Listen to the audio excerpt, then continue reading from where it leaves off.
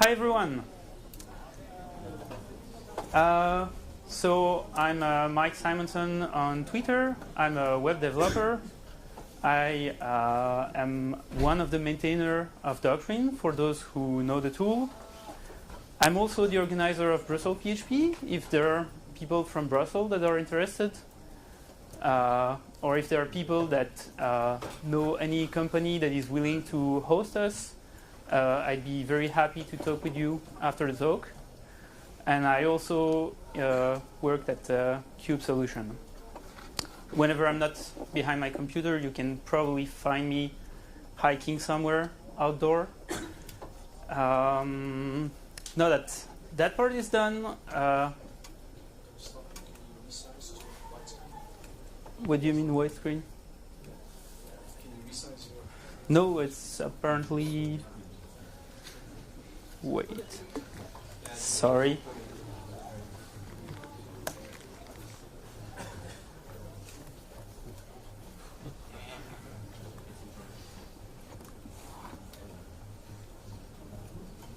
Nope. I can...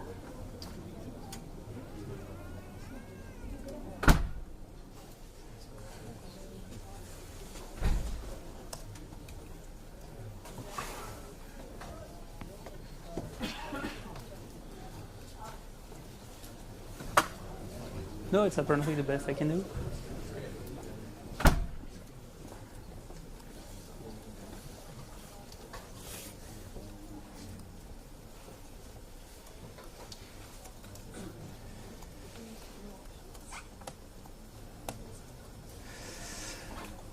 So I suppose everyone here is a PHP developer, but who here is used to doing TDD at work? Okay, quite a few people. Who is doing TDD like for more than 5 years? I mean, that is quite experienced. Okay, I hope I'm still gonna give you a few tricks, but this talk is basically everything that I've learned along the way going to conferences and meeting people from very different backgrounds. For instance, maybe some of you know Drawer Helper. I'm probably butchering his name, but it's a C# developer that gives a very similar talk in C#, but most of what he learned me is applicable in any language. And if you want to learn stuff about unit testing, he has definitely very interesting stuff to say. Who here works agile at work? Also, pretty much everyone. Who here works, I mean, their boss says that they work agile, but in fact they just do waterfall? Okay, so as I said, that talk is going to be mostly about my experience, but I think it's a lot of you will, based on your answer, a lot of you can relate to that experience. My first experience with unit testing was at school, where basically we were more teach how to delete the tests that just failed because we changed some piece of code, and just do something else, like test another part of the code than anything else. In a way, I could see that it might be useful, but it was very frustrating. After school, I went to a British company for my internship, and there they really practiced TDD the right way, I would say, or at least the first useful way that I had seen. It was a very interesting experience for me, because that was the first time that I could see someone developing new code using TDD in a way that wasn't cumbersome and wasn't just making me waste tons of time not knowing where I was going to go. Then I went to my first paid job. It was a very big company with lots of developers, and apparently no one was interested into building code that actually worked. So I was mostly trying to do tests myself, but I was the only one to run them. I was also the only one to write them, and the only one to fix them, because I was the only one to notice when they break. That was also very frustrating, but yeah, life goes on, and I changed job to go in a much smaller company where I was heavily encouraged going to conference like FOSDEM, and that's basically at those conferences that I learned most of what I know now. I'm mostly going to speak here about unit testing, but that's just one part of all the tests that you can do on your application. But before to speak about the different kind of tests, to see where the unit test stands, there is also the pretty obvious question, like, when should we test? It's always a cost-benefit question. At some point, like, the product has to ship, and you have to get paid. So you have to know when to test and when not to test. Most of the time, I'd say that it's rather a question like, is that project going to live on after I finished working on it? Like, am I going to give that project, to this project responsibility to someone else? Is someone going to have to maintain it? If the answer is yes, then it's probably a bit, I mean, it would be nicer for him to test it. It's gonna simplify the job of the person that comes after you a lot. Especially because we live in an industry where we are asked to build prototype, and all those prototypes end up in production. So if you want to know when to test, basically ask yourself the question if you want your project to succeed or not. The unit test in the whole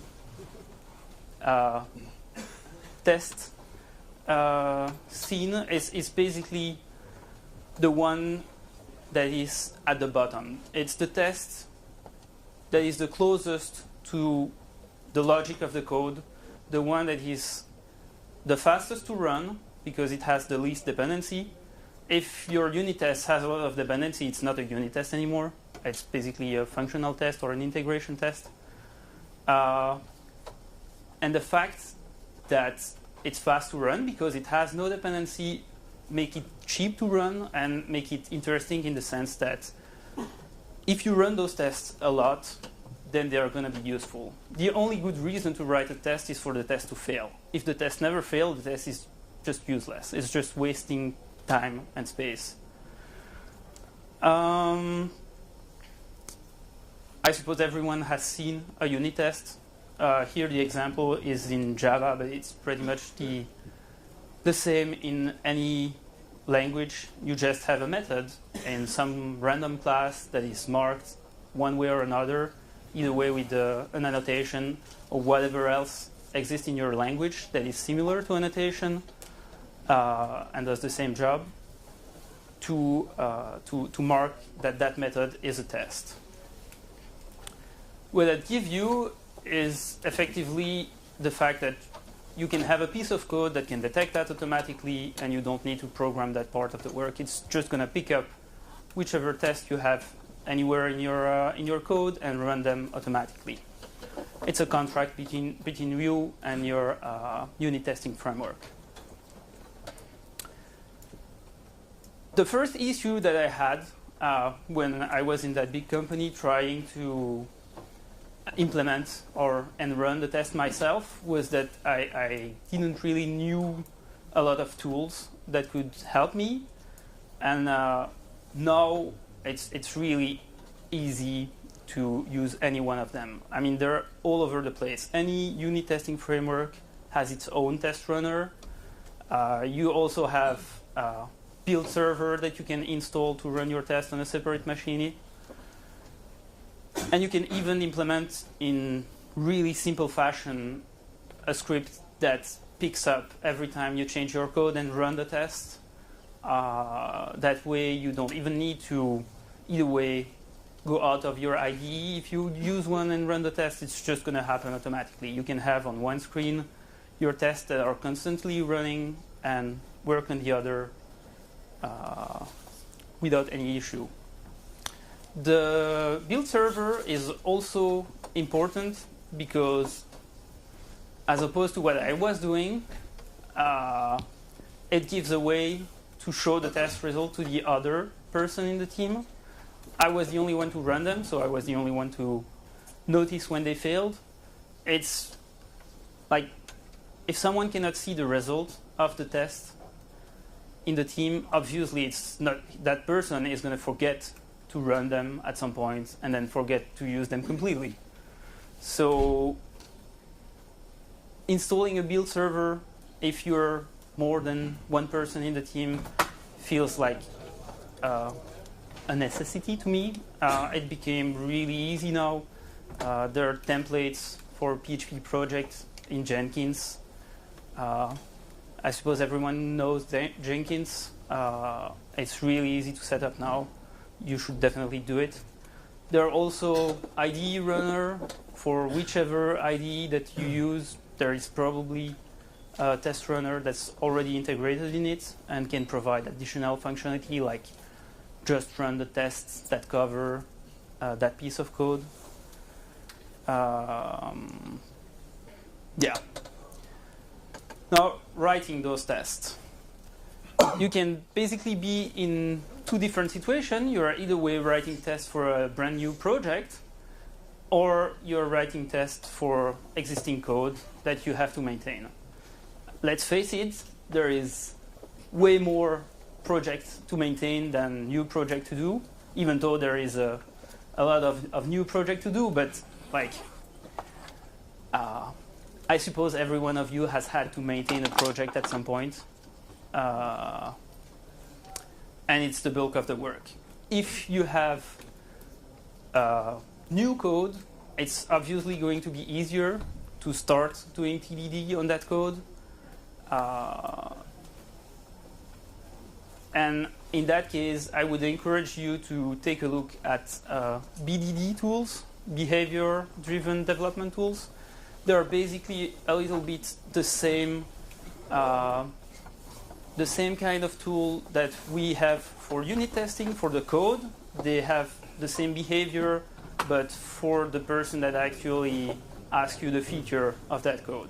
So by writing scenario in a behavior-driven development, it's going to guide you on what unit test you should write so that you can write the code that fulfills those unit tests and fulfill those scenarios. I'm not going to talk about those tools. There is a lot of documentation available pretty much everywhere. If you're looking for one in PHP, there is Behat, for instance, but there are other. It's just the most well-known. Sadly, if you're not in that case, most probably your code will have dependencies. Like often when you look at blog posts that describe how to do TDD, they use a calculator example. It's really nice because it's really concise, but none of the code that I wrote is actually so dependency-less than a calculator. And as I said previously, if you have dependencies and you use them in your unit tests, it's going to make the test slow.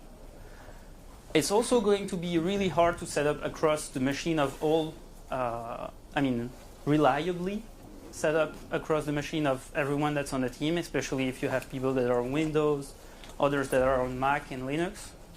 And it's also going to be a pain to set up on the CI server if you have one. Some of those dependencies are a little bit more subtle than others. Often people don't realize that the time is a really annoying dependency. And I remember that when I was in London, one of the tests that I fixed was a test that failed 6 months on the year. And it was basically just an issue in a date calculation that wasn't taking into account the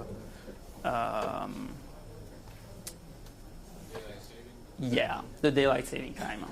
It's really hard to figure out that it's the issue if you don't see the time as a dependency of your code and try to extract that dependency in a very explicit way. One of the ways that I've seen people deal with those dependencies is creating what's called fake object. It's really simple to do. Here you have an example with the migration class of doctrine migration.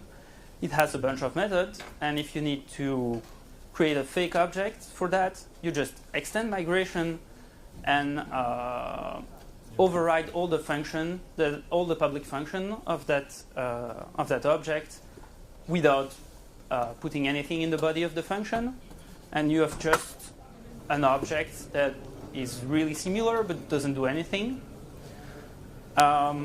It's really easy to do that, like if you start testing, but it's going to be a pain really, really fast, because every time you will change something in the object that you extend, you're gonna have to change it also in the fake object. That's a lot of code that you have to maintain yourself. Every code that you write yourself, you have to maintain yourself. And that's it. Now, there is also, who heard already about mocking frameworks? Okay, most of you, so I can probably go a little bit faster there. But it's basically a piece of code that will do that work for you automatically. So every time that you change something in your object, it can regenerate that fake object automatically. It can also provide a lot of additional functionality on top of that. For instance, you can verify that certain methods of your object have been called or have not been called, which is much harder to do if you implement the fake object yourself. Here you have an example of one of the mocking library that exists in PHP. It's called Mockery. There is also a lot of other. There is Prophecy, and even PHP Unit has its own mocking library. But Mockery has very interesting feature. Like, for instance, one of the things that's annoying when you have a lot of stuff to mock in your code is that sometimes you have to create a lot of mock objects that return each other until you have actually mocked the dependency that you wanted to mock. And you can do that at once with Mockery, which is nice. Although it might mean in the first place that your code has a problem of structure if you have so much to mock. But if it's just code that you have to maintain, it's a really quick fix before you can refactor that piece of code. Any question yet? Nope. Okay. Now, I don't know if anyone heard about auto-mocking container. No? Okay, I'm going to learn you something. Sadly, that's not something that exists in PHP yet. At least I couldn't find any implementation. But it's that idea that in most framework now, they have a dependency injection container that you configure so that it can create the object that you need in your application. And they reuse that container to automatically generate mocks. So because that dependency injection container already knows how to build the actual object, it can really easily create that object, only passing it mocks. So you have actually the real object, it's just cannot do anything on its own.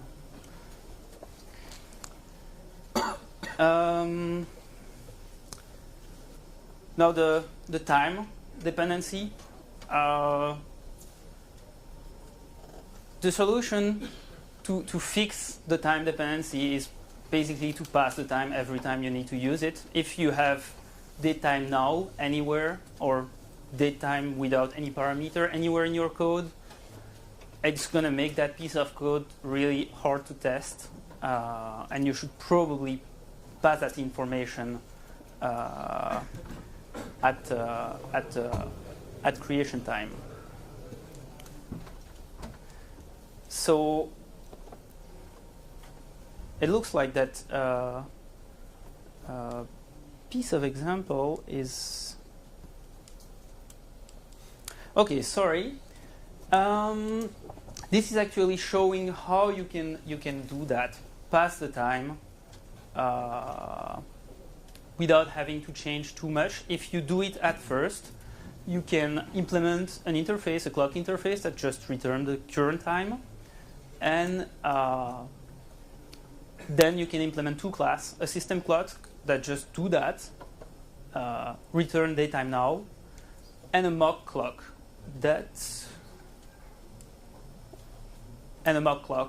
is going to return the time that you decide in your test. Okay, I'm sorry for the order of the slide here, but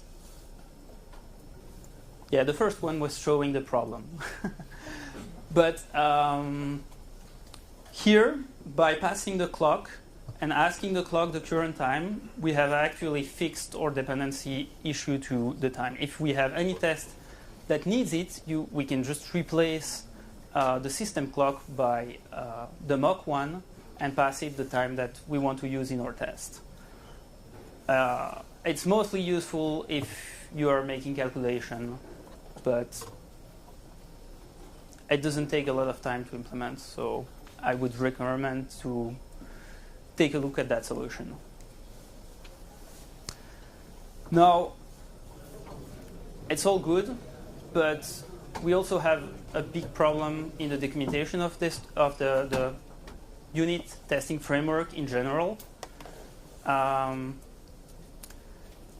because they never really explain you how you should structure your test or how you should write them, because you have that freedom in that method of your unit test where you can do anything you want.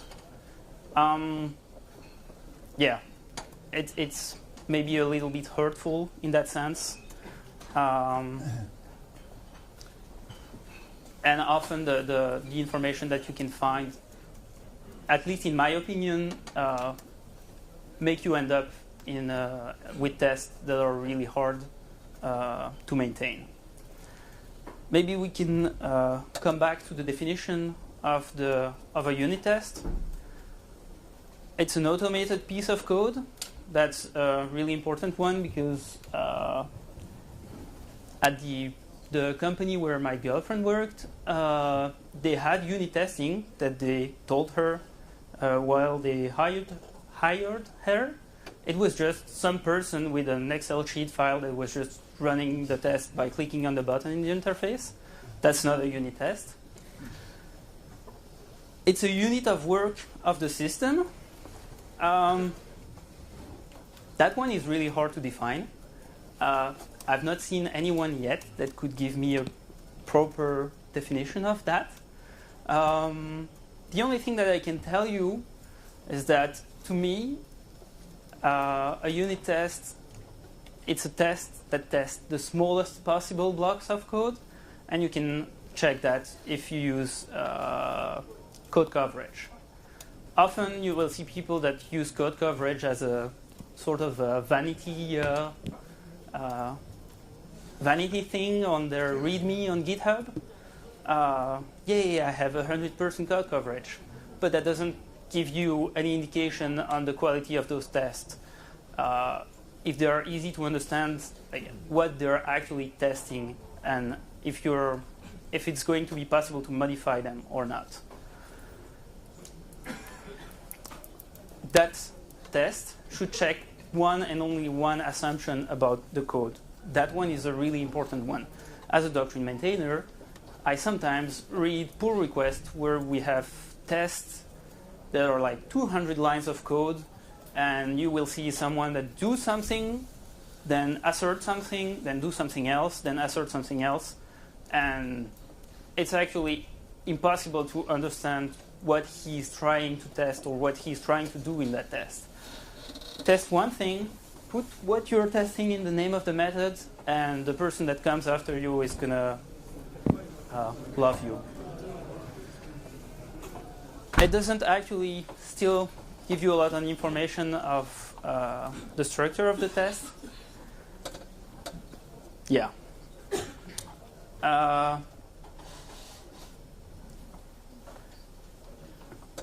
As I said, one of the important stuff to test the quality of a test is to make it fail first. If the test didn't fail, you can never be sure that it actually tested what you expected it to test. That's something that happened to me countless times, writing tests, thinking that they work, and never see them failing because they were actually not testing what I thought at all. As I told you, the code coverage, which is the really way better use trying to determine what you are testing than trying to give you a good feeling by showing a high percentage. The best way you can use the code coverage is trying to cover only one test. You run one test and you see how much code it's covering. If it's covering hundreds of lines, it's not a unit test anymore. It's probably going to be slow, and it's going to be much harder to understand what it's trying to test.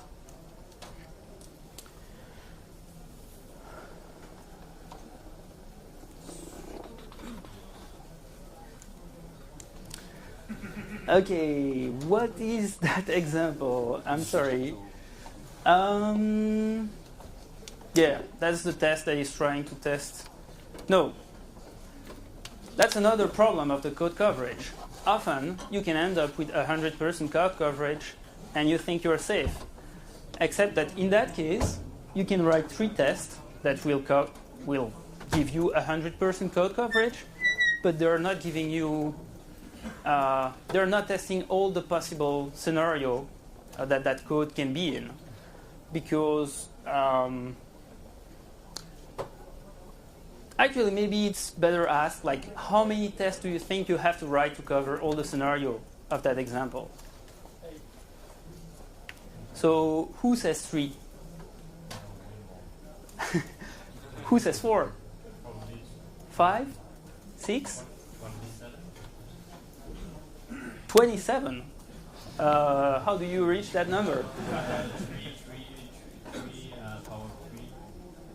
3 power 3. I think it's 3 factorial, but I'm not sure.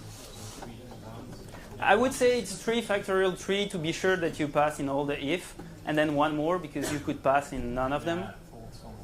But anyway, it's that piece of code could give you the impression that your code is tested, and it can still end up in a situation that you did not expect.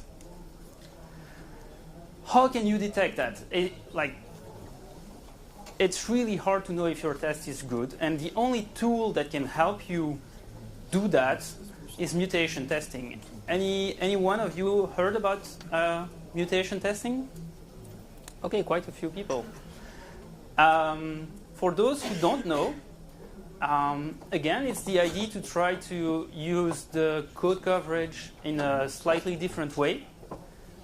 We have a PHP tool to do that. It's called Humbug. It's actually going to run your test using code coverage, so it can map each test with a piece of code that it's covering. And based on that, it's going to change logic in your actual code. It's going to randomly change greater than into lower or equal, and that kind of change that are actually syntaxically correct, but will change the behavior of your test. And then it runs the test that cover that piece of code. And there can be only 3 solutions. Either way, the code blow up, the test catch the failure, or the test doesn't see anything.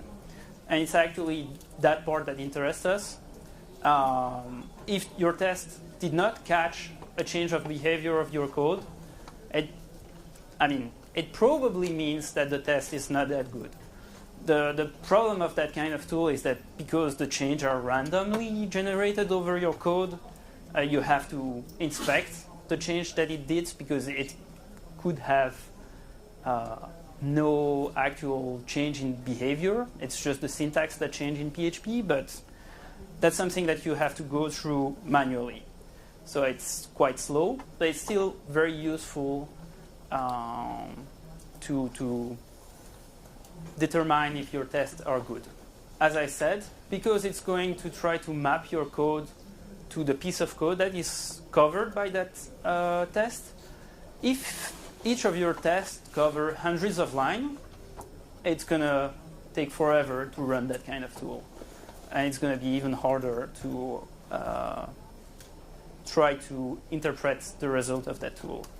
So for instance, on Doctrine, we cannot run it because it would actually take pretty much a month on my machine. So we have a lot of work to improve the test. Now, on the actual structure of the test, the best advice I've got, this comes from Drawer, actually. It's, I don't know, a bit weird that I could never read about that anywhere, but I hope that you're going to find it interesting. You can read about that everywhere. What is AAA? Does anyone know what AAA, AAA is? Sorry? Yeah, that's also batteries. In the field of unit testing, AAA is that idea that you should have three parts in your unit test: the arrange, act, and assert part of your test. It basically means that in the arrange part, you set up something, then you act on it, you call a method on that piece of code, and then you assert a certain result on it. So here we are building just a collection, adding an element to it, and then checking that the element is effectively in the collection object or not.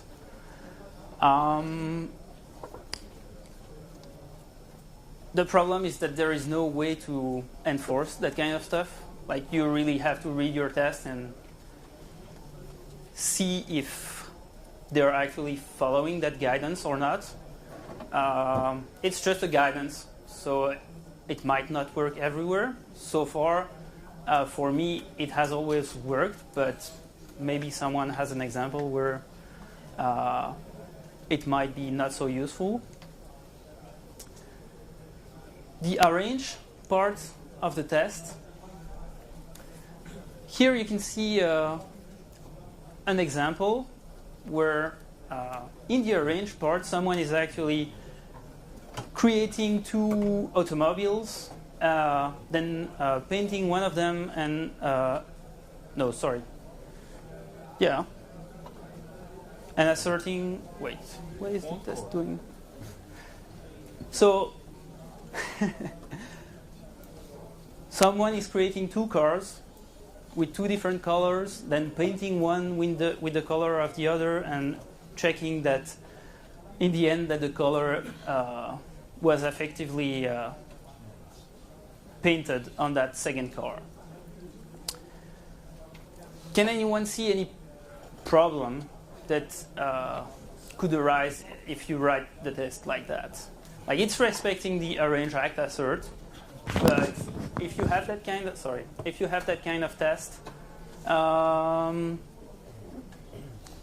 over time, it's probably going to be an issue. Can someone see why? Yeah? Sorry?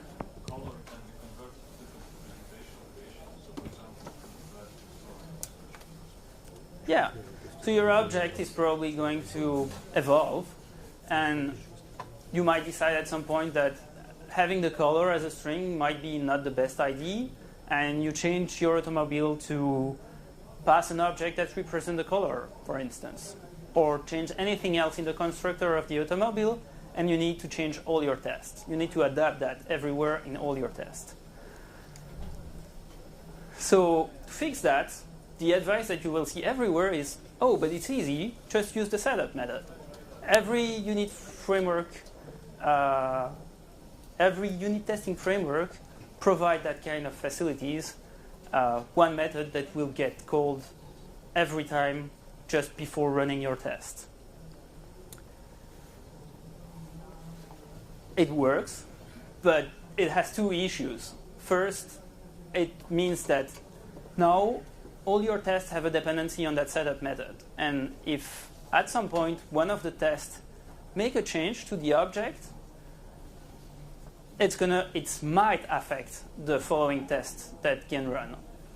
We have fixed for that now in PHP unit, and most of the time it shouldn't be an issue because it's actually PHP unit that's going to make a new instance of the unit testing class and call the setup and call the next test in a completely separate fashion, but still you could end up in a situation, especially when you're trying to mock databases and stuff, where one of the tests do a change that gets persisted, and then the next tests are affected by it. And now you're in a situation where the order in which the tests run is actually important so that they don't fail. And when they fail, you have to start like binary testing all your tests to find which one is causing the issue in your test suite. I've had to do that a few times. It's really painful. So I would advise against using that. The other issue is that although here it might seem like your code is dry because you are only creating the automobile at one place in the setup method, and then it magically gets called everywhere. If you have a few hundred tests and you just read the test, you just see objects that you don't know where they come from, that get called, and then an assertion is made. And it becomes that much more harder to reason about the test.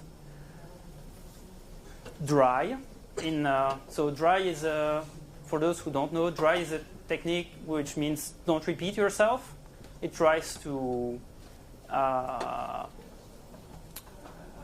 make sure that you refactor your test in a way that you don't write twice the same piece of code in the same class, for instance. Or at least that's the way a lot of people understand it. That can be a whole other discussion. But that's one of the reasons people use the setup method, because then they don't have to write new automobiles everywhere in their test. If you have that test in the middle of a file and you need to scroll at the top to find the setup method, if it's at the top and not at the bottom or somewhere in the middle, it's just a pain to understand how your tests behave. So the next solution that I've also seen, maybe I removed that example. Extracting to a method to the extreme is also hurtful for your comprehension of the test, because we've had clients that ended up in a situation where all their unit tests basically look like that. Initialize, do, and then assert. Again, having that test or not having it is pretty much the same. Now, the solution to that problem that you might maybe know, the builder pattern. Who heard about the builder pattern? Okay. I don't know why. I've never seen anyone use it in unit tests, but it actually makes the unit test that much more readable, and you still get the benefit that if your code changed, you have to change it only in one place. For those who don't know, the builder pattern is just an object that will create your object for you. So here, the automobile builder just has a build method that will return your automobile. On its own, it might not seem very interesting, but if you use that with a fluent interface, so that you have methods everywhere in your builder to change how you can, or change the parameter that you can build your automobile with, then you end up with tests that are much more readable. You actually have an orange part of your test where you can limit yourself to only specify the stuff that are important for your test. It's not done here, but you could totally imagine that you have a create builder method, but also a create builder with default values that I don't care about. And then on top of that, you just change the part that is important for your current test. The assert part of the test, again, can anyone see a problem in the assert part of that test?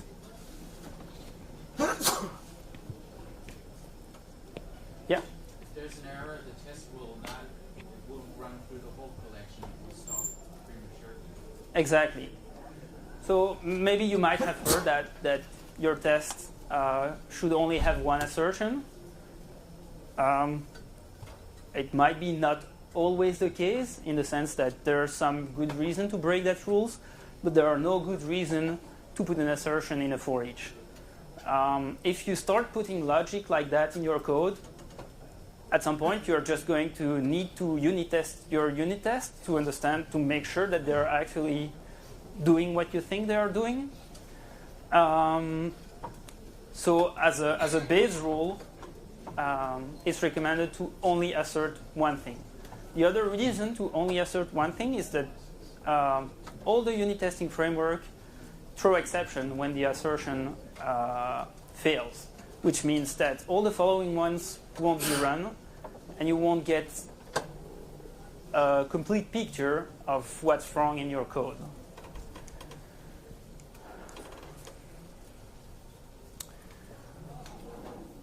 Now, one of the good reasons that I've seen to actually have more than one assertion is, for instance, testing an exception.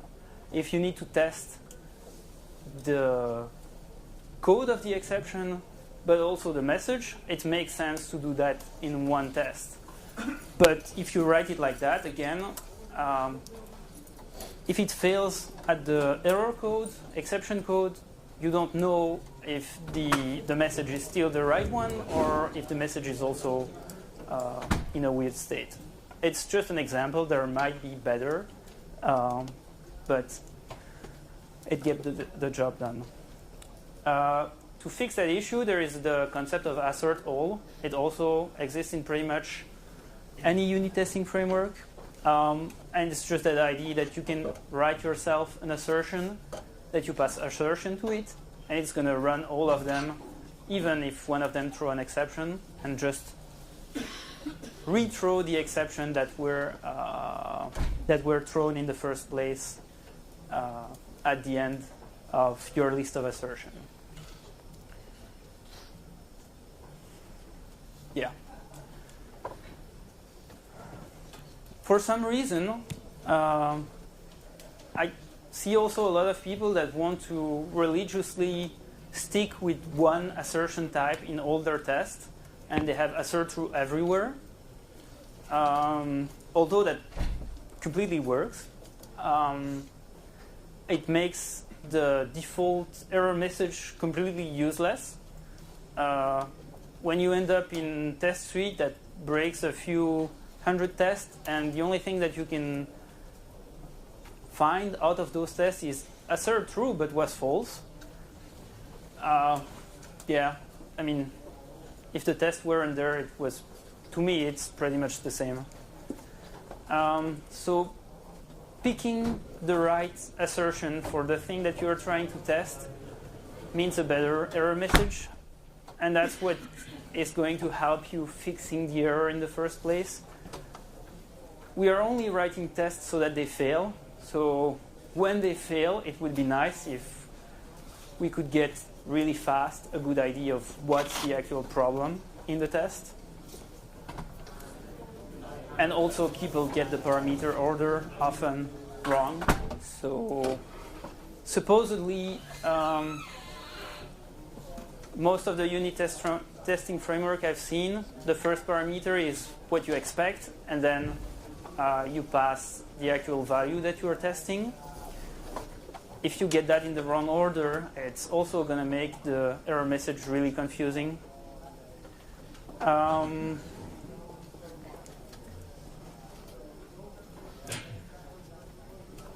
another way to have better assertion, it's also something that I've not seen implemented in PHP, but there is no reason why it couldn't be done. And maybe it exists and I've just not find it. It's a library that exists in C# and in Java, and it's called Shugli. And what Shugli allows you, it basically will change your assertion from the one that's on the top, assert same red and then get color, to something like color should be red.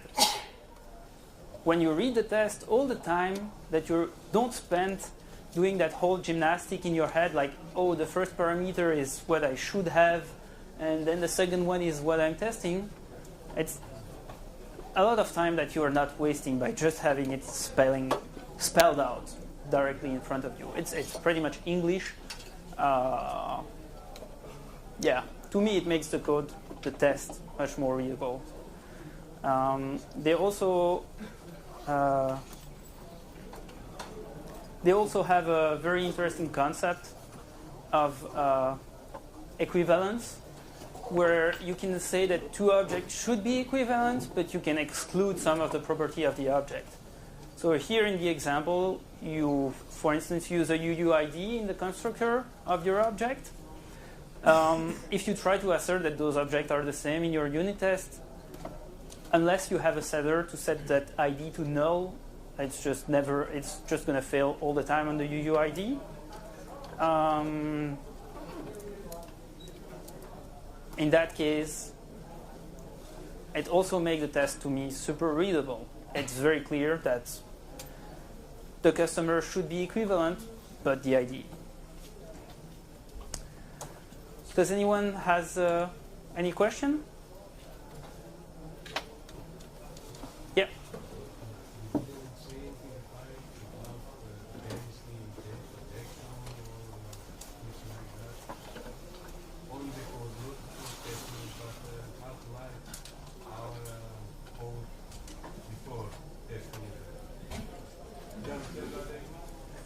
So, what is your question exactly? How to write code that use dependency injection, or?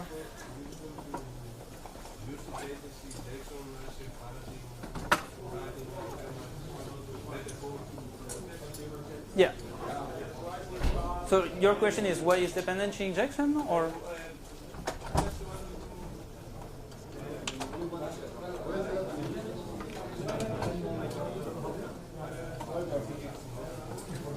No, I should probably have asked a question, but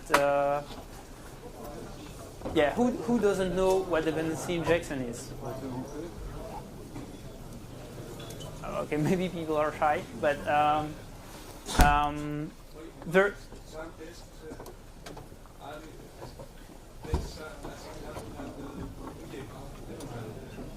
No, it's okay.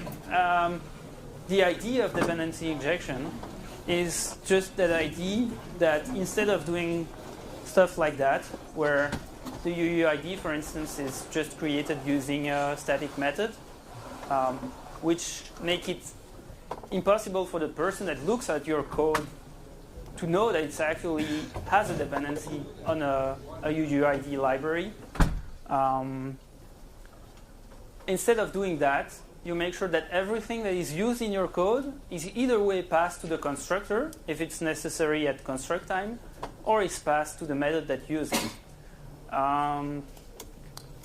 In any case, using dependency injection, in my opinion, is going to make the code more readable, because just by looking at the constructor, you directly know what is necessary for that class to actually do its job. But it's also going to be easier to test, because in your test, you can override all those dependencies easily, whereas it's much harder if it's a static call, or impossible. Any other question? Yeah.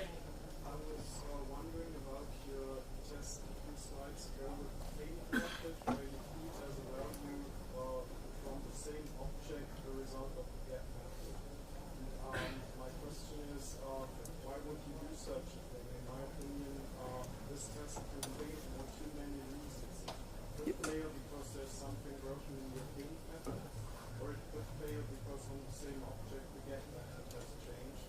And I'd rather separate that out. So when I see that test fail, I know this is testing the paint method, there's something wrong there, or this is testing the get method, there's something wrong there. To be fair, it's just an example. Maybe it's not the best, but to answer part of your question that is about the fact that it's testing at the same time the paint method and the get method, I would not expect the get method to have any logic in it. So it would be weird that it fails. It's totally something that could happen, especially if it's code that you didn't write yourself and code that's existing and that you're trying to unit test. But there, it's just an example. Yeah, that is maybe not the best. Yeah. You mentioned earlier on the verify. I have heard a lot of comments about people saying that when you use verify a lot, or you do a lot of partial mocks, you're actually making you have a unit test, but basically you are really dependent on your implementation. So if the implementation changes a little bit, then all your tests will break, but the unit still works. How do you see that? Do you think it's still valid, or that's already we should try to not do that? Maybe I did not insist on that part enough, but mock is a fix for a code that is already problematic. If you have to use mocks too much and everywhere, it basically means that your code is structured in a way that everything is dependent on everything, and that makes it super hard to test. And that's exactly what's going to happen. Something is going to change somewhere, and all the tests are going to break. Mock is only there because you have already existing code and you're trying to test a small part of it. It cannot fix all your code at once. Do you think that verifies falls into that same category problem? Because once you verify that your method is run inside that unit, it means that it always has to be there, even if the unit should work after the fact. What do you mean by verify? So, for example, I have a unit test in one particular method, and then I'm verifying that some method that probably is in the unit will run, for example, but then someone comes along the line and refactor that method. So the method will still output what it was doing before, but that method is no longer there, and now you're verifying the fact. Yeah. Maybe I should use an example where it's actually useful, but in the case that you're showing, it would actually be a problem. I have a hard time finding a good reason to use verify just like on the spot now, but I've seen an example where it was partly justified. I just cannot find a good one just now. We're out of time. Sorry. Thank you very much. Have a good talk.